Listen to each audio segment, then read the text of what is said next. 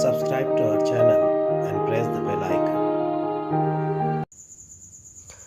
السلام علیکم عزیز طلباء و طالبات، سر عبدالستار خان اس یوٹیوب چینل میں آپ تمام کا استقبال ہے۔ 12th اردو میڈیم چوتھا سبق ہے نیا شاعر اور زندگی کے مسائل، سوالات کے جوابات اور سرگرمیاں دیکھیں گے۔ اگر آپ کو ہمارا ویڈیو پسند آئے تو اسے لائک کیجئے، شیئر کیجئے، ہمارے چینل کو سبسکرائب کیجئے، اس ویڈیو کو آخر تک دیکھیے۔ چلیے شروعات کرتے ہیں۔ پہلا سوال ہے خاکے پر مبنی سرگرمیاں۔ سبق سے موضوع لفظ تلاش کر کے شب کی خاکیں مکمل کیجئے۔ پہلا ہے زندگی کے شعبے۔ زندگی کے شعبے یہ ہے سائنس، صنعت، تجارت، فن، ادب، فلسفہ۔ دوسرا ہے بٹی ہوئی دنیا کو پھر سے اکائی بنا سکتے ہیں۔ اس کے نکات ہے تاریخ، جغرافیہ، مذہب، رنگ، نسل، سیاست۔ اگلا ہے آگ کی تلمیحات۔ اس کا جواب ہے آگ کی تلمیحات ویدک یگیہ کنڈ، آتش کدہ ایران، پرومیتھیوس، کوہ طور۔ اگلا سوال ہے ہدایات کے مطابق درج ذیل سرگرمیاں مکمل کیجیے۔ پہلا سوال ہے تنقید کو مصنف جس نظریے سے دیکھتا ہے اسے تحریر کیجیے۔ دوسرا سماج کے تعلق سے مصنف کے خیالات کو قلم بند کیجیے۔ تیسرا ادیب اور شاعروں سے مصنف کی توقعات تحریر کیجیے۔ چوتھا سیاست سے متعلق مصنف کے خیالات تحریر کیجیے۔ پانچواں نئی شاعری کے تعلق سے مصنف کے خیالات لکھیے۔ چھٹا مصنف نے اپنی شاعری کو جن دو سطحوں پر بڑھتا ہے اسے لکھیے۔ پہلے کا جواب ہے صحیح و جامع تنقید اسے کہا جاتا ہے جو جماعتی و مسلکی اور فکری و نظریاتی عصبیتوں سے پاک ہوتی ہے۔ اس میں تعلقات اور رشتہ داریاں ہرگز رکاوٹ نہیں بنتی۔ اسی بات کو عمیق حنفی صاحب نے اس سبق کے آخری حصے میں پیش کیا ہے۔ ان کے مطابق ادبی دنیا میں ایک دوسرے کی تخلیقات سے محبت کیا جاتا ہے، لیکن اس کا یہ مطلب نہیں ہوتا کہ یہ محبت تنقید کے عمل میں مانے آئے۔ اگر ایسا ہو گیا تو پھر سامنے آنے والی تنقید متوازن اور منصفانہ نہیں ہوگی۔ وہ کہتے ہیں ہم لوگ ایک دوسرے کی تخلیقات سے محبت کرتے ہیں، تعریف، تنقید اور تردید کرنے میں لاگ اور لگاؤ سے کام نہیں لیتے۔ دوسرے کا جواب ہے مصنف کے مطابق وہ سماج کے دشمن ہے اور نہ ہی حریف و مد مقابل، بلکہ سماج اور سیاست نے تو ان کے شعور کی پرورش اور تعلیم و تربیت اور شخصیت و کردار کی نشو و نما میں بہت اہم رول انجام دیا ہے۔ سماج سے ان کے جسم و ذہن کو غذا ملی ہے۔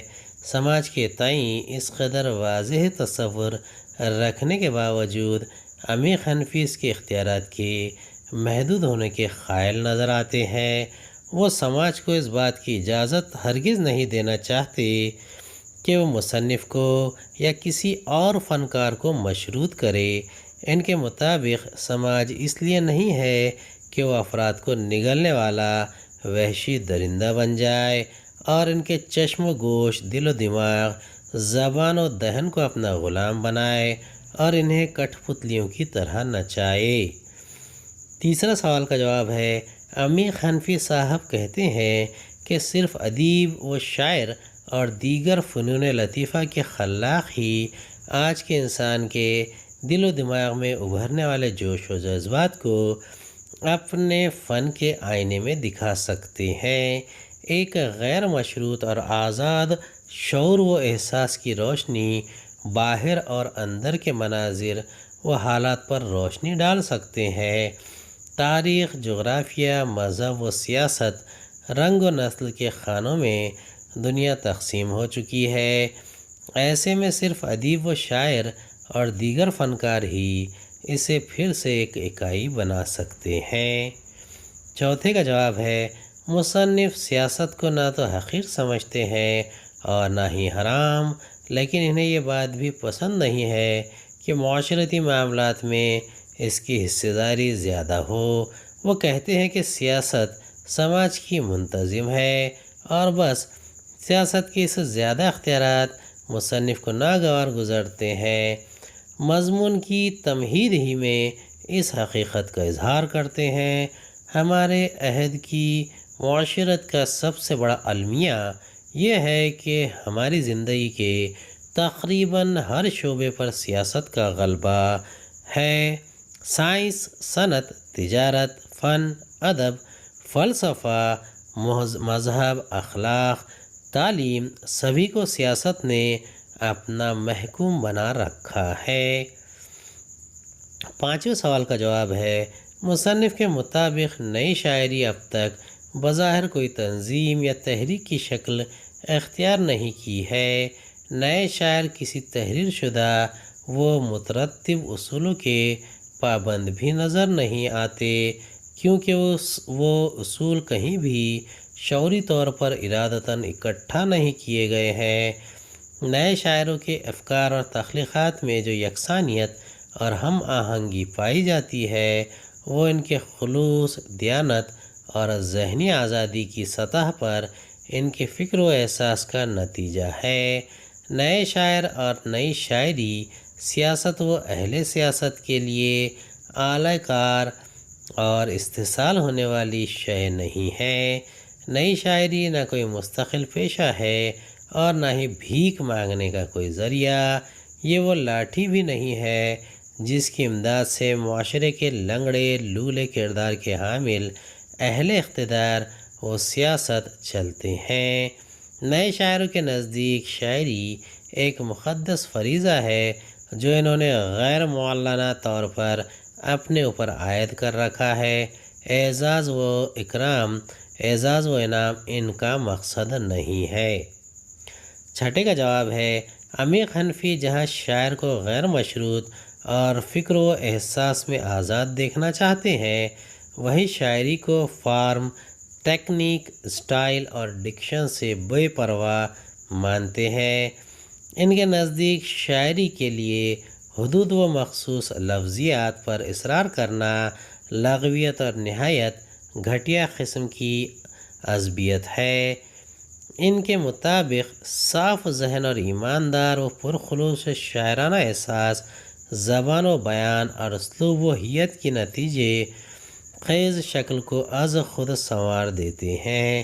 وہ شاعری میں استعمال ہونے والے لفظوں کے دوہرے مقصد کو ملحوظ رکھتے ہیں، ایک جمالیاتی پہلو سے محفوظ ہونا اور دوسرے اس کے فکری معنویت کے احساس سے واقف ہونا۔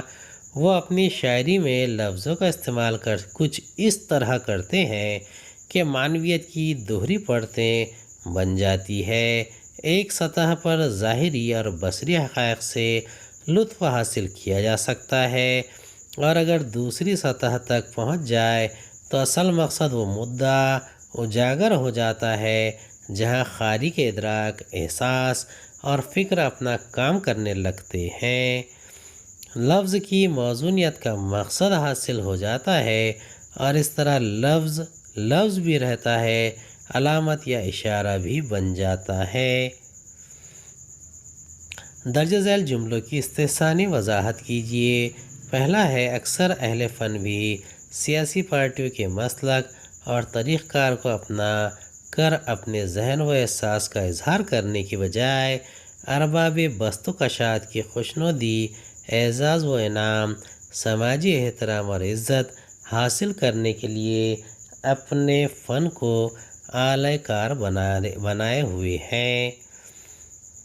اس کا جواب ہے، مصنف سیاست کو نہ تو حقیر سمجھتے ہیں اور نہ ہی حرام، لیکن انہیں یہ بات بھی پسند نہیں ہے کہ معاشرتی معاملات میں اس کی حصہ داری زیادہ ہو۔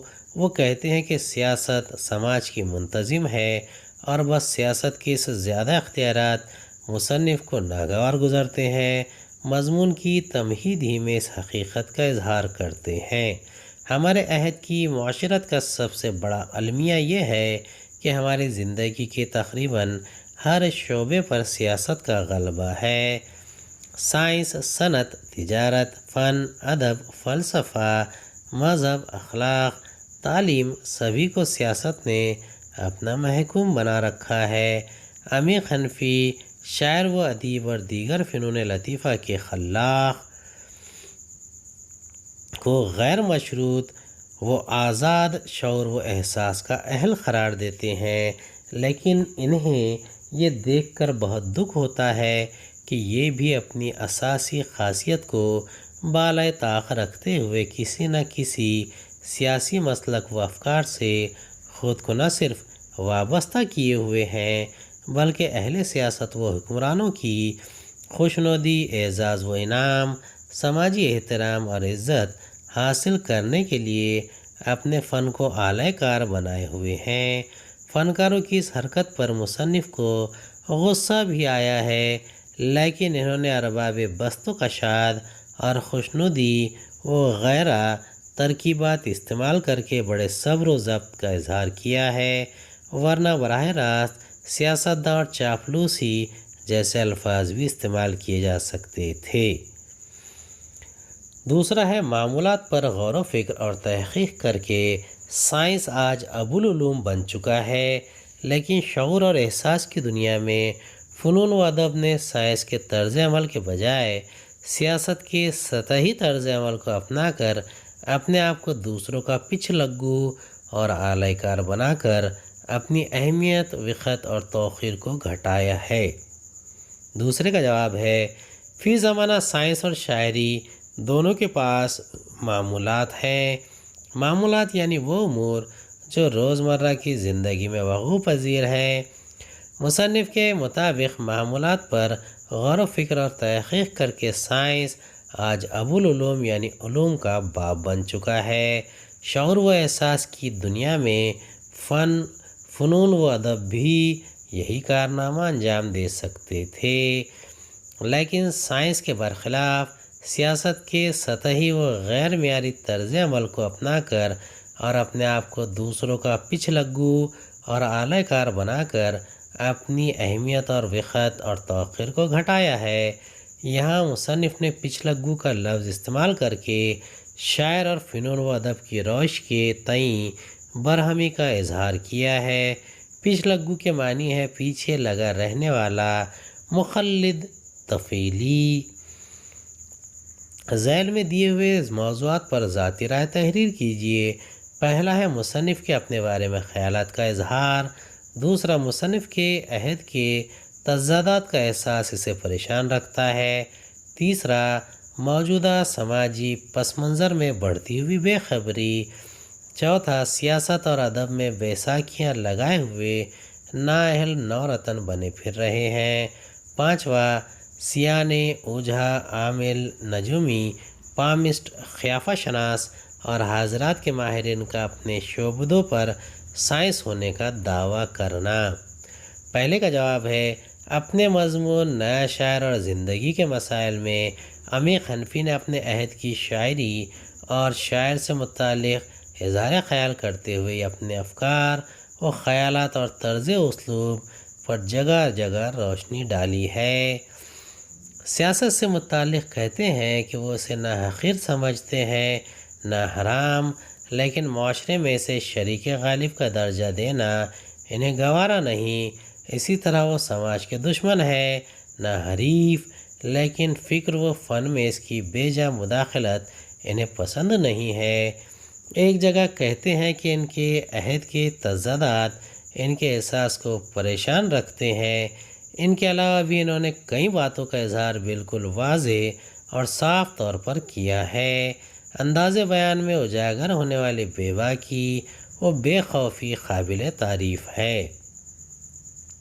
دوسرے کا جواب ہے، اپنے مضمون میں ایک مقام پر مضمون نگار لکھ کہتے ہیں کہ ان کے عہد کے تضادات ان کے احساس کو پریشان رکھتے ہیں۔ سائنس و ٹیکنالوجی کی ترقیات نے تیز رفتار سواریوں کی ایجاد سے ایک مقام سے دوسرے مقام کا فاصلہ کافی کم کر دیا ہے، لیکن فاصلے کی کمی کا یہ احساس تھوڑی ہی دیر میں ختم ہو کر رہ جاتا ہے جب یہ دیکھا جاتا ہے کہ ترقیات کی اسی دنیا میں انسان اتنا زیادہ مصروف و مشغول ہو کر اپنی ذات میں اس قدر گم ہو گیا ہے کہ دوسروں کو پہچاننے سے قاصر نظر آتا ہے۔ یعنی لوگوں کے درمیان فاصلہ بڑھ گیا ہے۔ یہی حال حالات سے باخبری بڑھ جانے اور بے خبری بڑھ جانے میں ہے۔ زندگی کے دیگر تضادات کو بھی مصنف نے دلیلوں کے ساتھ پیش کیا ہے۔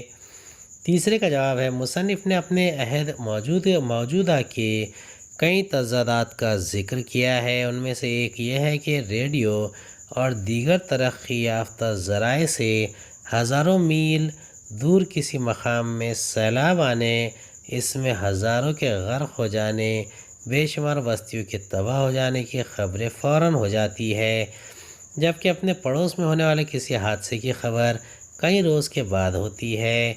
باخبری و بے خبری کے اسی تضاد پر غور کیا جائے تو اس میں بھی انسان کی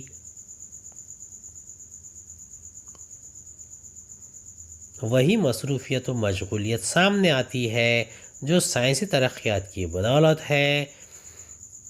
آسمانوں میں ستاروں اور سیاروں کی کھوج و دریافت میں مصروف انسان اپنے ارد گرد کے حالات سے بے خبر نظر آتا ہے۔ بہرحال عہد حاضر کا انسان مذکورہ بالا اور دیگر تضادات کے ساتھ زندگی بسر کر رہا ہے۔